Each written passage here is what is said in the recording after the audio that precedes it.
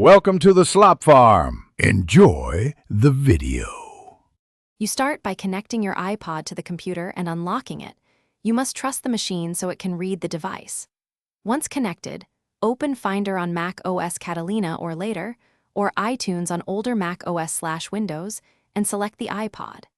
Make sure you know whether you'll remove single tracks or adjust sync settings, because the method differs. Now choose the device view and prepare to inspect the music section to begin removing audio. You'll now remove the tracks. If you manage music manually, click individual songs or multi-select with Shift/Control and press Delete. This removes files from the iPod only. Alternatively, deselect playlists or albums in the sync music settings to prevent them from syncing back. Once done, click Apply or Sync so the iPod updates.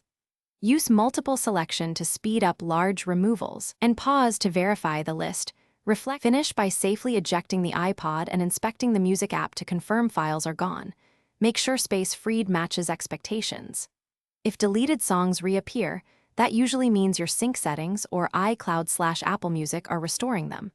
Open iTunes/Finder, disable sync music or iCloud Music Library temporarily, then resync.